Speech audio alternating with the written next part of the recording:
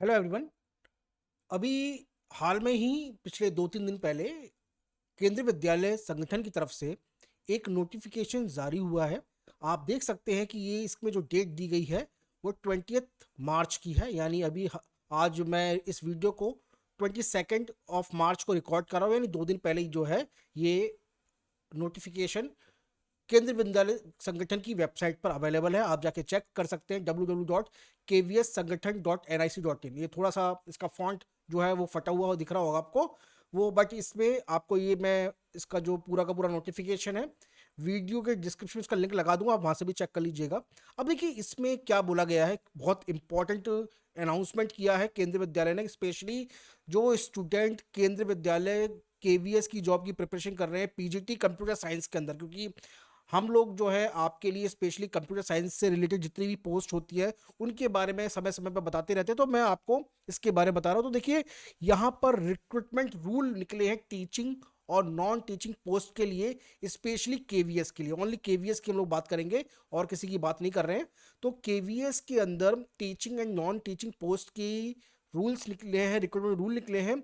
और यहाँ पर हम लोग बात करेंगे टीचिंग एंड नॉन टीचिंग की। ठीक है, अब एक एक करके मैं आपको बताता हूँ। ये नोटिफिकेशन है, करीबन 66 पेज का नोटिफिकेशन है। हमारा केवल केवीएस के अंदर जो पीजीटी कंप्यूटर साइंस के अंदर जो एलिजिबिलिटी है वो क्या है। अब देखिए एलिजिबिलिटी बहुत चेंज हो गई है पहले से, तो प्लीज इस वीडियो को थोड़ा सा, ज्यादा छोटा वीडियो, मैं बड़ा वीडियो नहीं बना रहा, बहुत छोटा वीडियो है, आपको समझ में आ जाएगा। ओके नाउ, अब देखिए यहाँ पर अगर आप देखें तो ये हिंदी में भी लिखा हुआ है, आप देख सकते हैं इसमें। तो इसमें नोटिफिकेशन नंबर है 124 134, तो आप इसको एक बार चेक कर लीजिएगा। ओके, अब देखिए यहाँ पर नेम ऑफ द पोस्ट है, तो उसमें काफ़ी सारी पोस्ट के बारे में बताया गया है, बट हमारा मेन पर्पस क्या है, केवल पीजीटी कंप्यूटर साइंस के अंदर क्या एलिजिबिलिटी है, उसकी क्या रिक्वायरमेंट रूल है, वो पेज नंबर 7 के अंदर दिया गया है। तो मैं डायरेक्ट उसी को ओपन करता हूँ। बाकी की पोस्ट के लिए भी जो भी स्टूडेंट प्रिपरेशन कर रहे हैं, वो टीजीटी की कर रहे होंगे, हो सकता है पीजीटी वो हिंदी इंग्लिश की कर सकते हैं, maths physics chemistry biology what ever, आप वहाँ पे चेक कर सकते हैं। या फिर ऐसे भी ऐसे कैंडिडेट होंगे जो कि वाइस प्रिंसिपल प्रिंसिपल या फिर असिस्टेंट कमिश्नर की के बारे में थोड़ा देख रहे होंगे, तो उसके लिए भी ओके, तो आप यहाँ पे जाके चेक कर लीजिएगा। साथ में लाइब्रेरियन पोस्ट के लिए भी है इसमें रिक्रूटमेंट रूल, आप जाके उसको भी चेक कर सकते हैं। तो मैं सीधा पेज नंबर 7 पे आता हूं। तो चलिए हम लोग डायरेक्ट पेज नंबर 7 को ओपन करते हैं। पेज नंबर 7 ज़्यादा लंबा, इसमें ज़्यादा दूर नहीं है, तो हम लोग सीधा इसको स्क्रॉल करके देख लेते हैं। तो यहाँ पर आप देखें तो यहाँ पे भी थोड़ा फॉन्ट क्लियर नहीं है, बट ये इसी तरीके का डॉक्यूमेंट है। आप जब चेक करेंगे तो आपको समझ में आ जाएगा कि इसमें मैंने हम लोगों ने कोई भी छेड़खानी नहीं करी है, ये ऐसी एज इट इज़ जो है पब्लिश हुआ है, तो उसको मैंने ऐसे ही आपके सामने रखा है। तो नेम ऑफ द पोस्ट है पोस्ट ग्रेजुएट टीचर, यानी कंप्यूटर साइंस में पीजीटी। यहाँ पर नंबर ऑफ पोस्ट हैं 1196, यानी 1196, बहुत ज़्यादा पोस्ट है। और यहाँ पे 2024 और 25 के अंदर जो है अब तक इतनी पोस्ट जो है वैकेंट है। ओके, तो इसके अंदर जो है आपका कुल मिलाकर जब भी इसमें रिक्रूटमेंट निकलेगा वो यहाँ पर आएगा। ठीक है, अब इसके अंदर क्लासिफिकेशन जो है ग्रुप बी के अंदर आती है।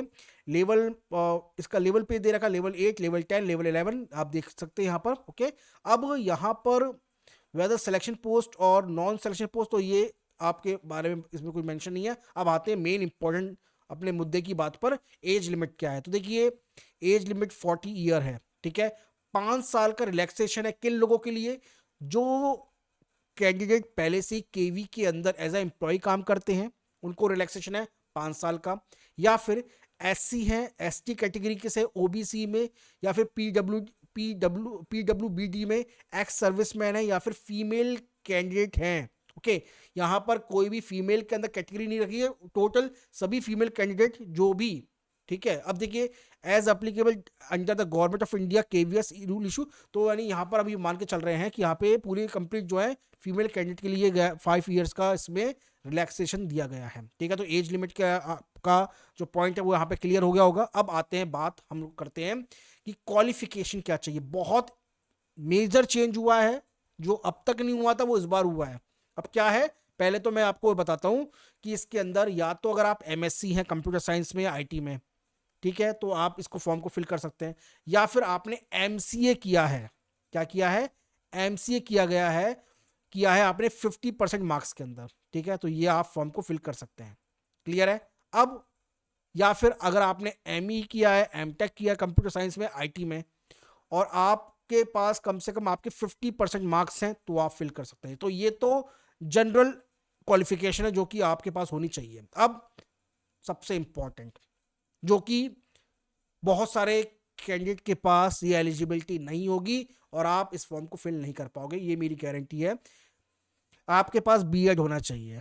जी हाँ, बिल्कुल सही सुना आपने, बीएड होना चाहिए, जो कि पहले बीएड ज्वाइन करने के बाद करना होता था, अब बीएड की डिग्री को यहां पर 100% अभी माना है।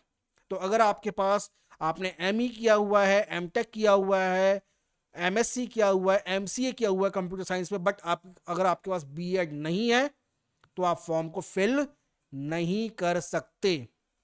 ठीक है, आप फॉर्म को फिल नहीं कर सकते। क्लियर हो गया होगा आपको? ठीक, अब तो बीएड मांगा है यहां पर। अब या फिर आपने बीएड एमएड किया हुआ है, 3 year integrated programme, 3 year integrated programme जिसमें बीएड भी होता है, एमएड भी होता है, और जो कि 50% मार्क्स से किया होना चाहिए, ठीक है, कम से कम 50% मार्क्स से।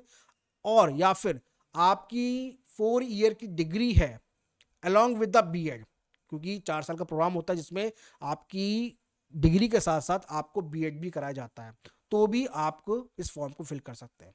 ठीक, मेन इस वीडियो को बनाने का मेरा पर्पस यही था, आपको बताना कि जो भी कैंडिडेट के पास अगर बीएड की डिग्री नहीं है वो इस फॉर्म को फिल अब आगे से नहीं कर पाएंगे, बस। क्योंकि पहले 2022 में भी ये पोस्ट निकली थी, तब ऐसे कैंडिडेट जिनके पास बीएड नहीं था, क्योंकि पहले बीएड की एलिजिबिलिटी क्राइटेरिया था ही नहीं इसके अंदर, अब इस साल से यहाँ पर ये बीएड मांगा गया है। बाकी एलिजिबिलिटी आप चेक कर लेना, कोई ज़्यादा इंपॉर्टेंट नहीं है, वो तो आप कर लोगे, कोई प्रॉब्लम नहीं है।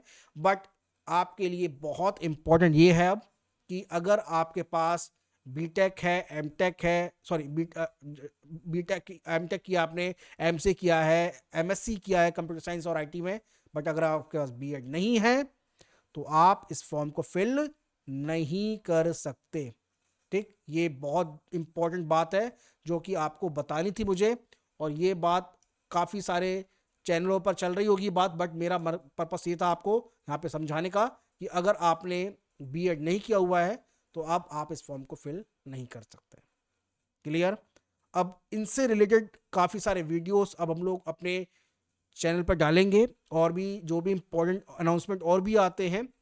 अब यहाँ पर केवल अभी रिक्रूटमेंट रूल आया है, इसके अलावा आगे देख लेते हैं फॉर्म के अंदर फिल के लिए कोई अभी इसके अंदर कोई डेट नहीं आई है कि फॉर्म कब निकलेगा, बट फिलहाल उन्होंने रिक्रूटमेंट के रूल्स इन्होंने निकाल दिए हैं आप लोगों के लिए। आप इस पूरे फॉर्म को, उसके पूरे नोटिस को आप गो थ्रू करके देख लीजिएगा, बट पूरे नोटिस को गो थ्रू करने की ज़रूरत नहीं है, बट आपका जो पार्ट है कंप्यूटर साइंस का उसको तो ज़रूर करके देख लीजिएगा आप। ठीक है, तो ये बहुत इम्पॉर्टेंट एक इंफॉर्मेशन थी जो कि आप लोगों के साथ मुझे शेयर करनी थी, क्योंकि हम लोग भी आपको कंप्यूटर साइंस की स्पेशली केवीएस के अंदर जो आपके एनवीएस होता है, ईएमआरएस होता है, और भी बहुत सारी जो पोस्ट निकलती हैं टीचिंग की, हम लोग उसकी प्रिपरेशन कराते हैं। तो ये हमें लगा कि आपको ये इंफॉर्मेशन देनी चाहिए। तो इसके अंदर अब आप ऐसे कैंडिडेट जिनके पास बीएड नहीं है, पोस्ट ग्रेजुएशन किया हुआ है, तो अब उनको आगे फ्यूचर के अंदर इसमें तो अब कब ये फॉर्म निकलेगा तब पता पड़ेगा, बट अब 3-4 साल का समय चाहिए कम से कम आपको बीएड करने का, तो उसके लिए आपको बीएड के लिए एनरोल करना पड़ेगा। ठीक है, तो ये लास्ट तक ही है, इसमें कोई अभी तक अनाउंसमेंट नहीं हुआ है कि कितना इसमें डेट आएगी। तो प्लीज़ आप लोग जो है, जो स्टूडेंट स्पेशली कैंडिडेट जो कि बीएड की जो केवीएस की तैयारी कर रहे हैं, इवन बाकियों में तो हो ही गया है, अब इसमें भी केवीएस ने मान लिया कि बीएड जो है कंपलसरी है अगर आपको टीचर बनना है। ठीक, तो भाई आगे फ्यूचर में अगर आप केवी को ज्वाइन करना चाहते हैं तो बीएड के लिए आप फॉर्म को फिल करना, बीएड को एनरोलमेंट अपना डाल दीजिएगा। ठीक है, तो मिलते हैं आपको आपके साथ अगले वीडियो में किसी भी एक इंपॉर्टेंट टॉपिक के साथ। Thank you.